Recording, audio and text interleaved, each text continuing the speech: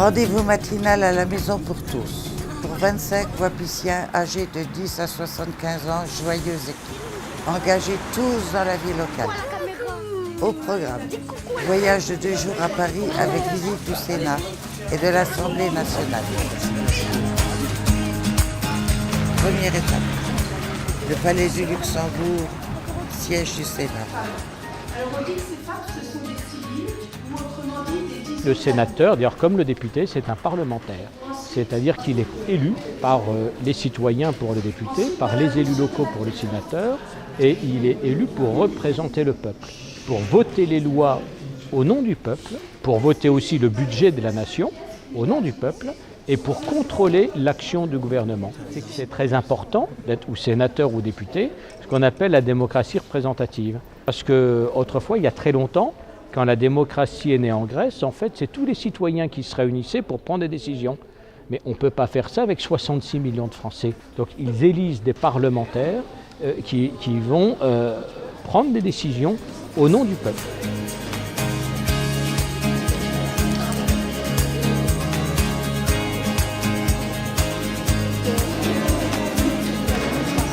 Les séances se sont terminées fin février et reprendront fin juin.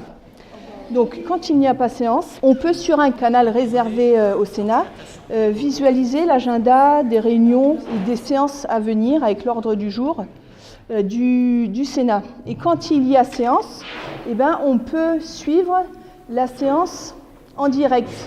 Parce que les sénateurs, ils ne sont pas tenus d'être présents en séance du début, alors ça s'appelle l'ouverture de séance, jusqu'à la levée de la séance.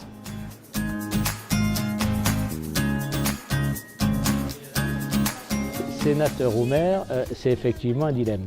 Parce que le mandat de maire est certainement le plus intéressant en ce qui permet de faire des choses très concrètement. Il y a un problème, tu imagines la solution et tu as les moyens d'apporter la solution. Quand tu as décidé de faire la rénovation urbaine, il y a les moyens de faire. Quand on est parlementaire, c'est plus compliqué, on a un pouvoir d'influence. On fait des choses qu'on dit immatérielles, c'est-à-dire qui ne sont pas matérielles. On va peser sur le fait que la loi soit rédigée plutôt comme ça que comme ça. Alors c'est très intéressant, mais le plus beau mandat, c'est celui de maire. En France, le Parlement est chargé de voter les lois proposées par ses membres ou par le gouvernement. Pour garantir l'expression de points de vue différents dans les débats autour des lois, le Parlement est composé de 2 chambres distinctes, commençant par le Sénat. Les sénateurs sont élus par les maires et conseillers locaux. Il s'agit d'un suffrage indirect du fait de l'expérience de ses membres. Le Sénat peut être considéré comme une chambre de modération et de perfectionnement. Les sénateurs se réunissent au Palais du Luxembourg entre octobre et juin pour travailler en commission ou en séance plénière dans l'hémicycle.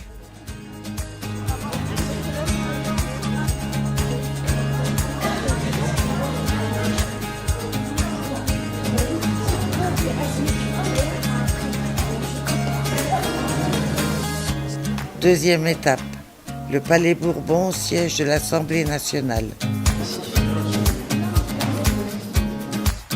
À l'Assemblée, je discute des lois, je participe à leur vote, je peux proposer aussi des amendements pour améliorer les lois, pour changer des choses qui ne me semblent pas justes. Je trouve que le conseil municipal des jeunes, des enfants, c'est une excellente idée.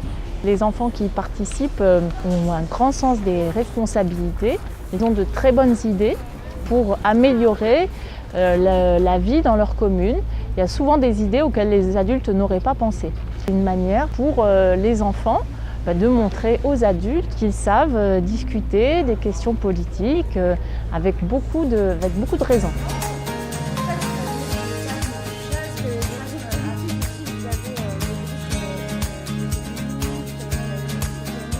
Par la porte qui est là, les ministres viennent dans l'hémicycle pendant les questions au gouvernement, c'est-à-dire le mardi après-midi et le mercredi après-midi. Et normalement, à votre place, il y a plein de petites caméras, etc., qui sont là justement pour interviewer les députés quand il y a un projet de loi, etc., en sortie de séance. Olympe de Gouges, c'était une des premières féministes qui s'est battue justement pour que les femmes aient les mêmes droits que les hommes. Cette statue donc, qui est derrière vous, qui a été inauguré il y a quelques mois, justement pour lui rendre un hommage et pour dire que la République, c'est aussi la lutte pour le droit des femmes. Vous avez une grande fresque. Est-ce que quelqu'un sait à quoi ça correspond? C'est quand ils ont voté pour le tiers état et tout, non? Ouais, c'est ça. C'est un grand temps fort de l'histoire française. C'est-à-dire que, il n'y a plus de rois en France, il n'y a plus de privilèges en France. C'est-à-dire que chaque citoyen est l'égal de l'autre. Et c'est la naissance de la démocratie.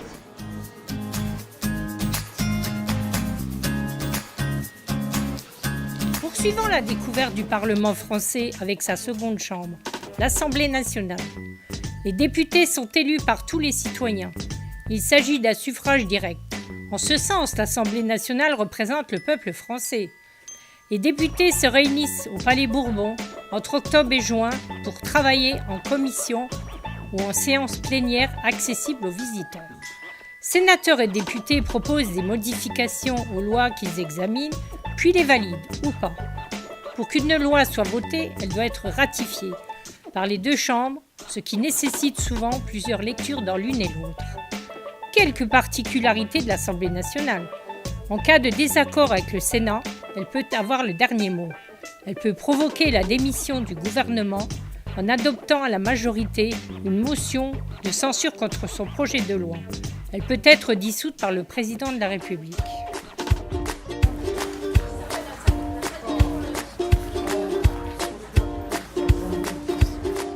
Dernière étape, le parc de la Villette, où les jeunes ont exploré le pavillon des enfants à la Cité des Sciences.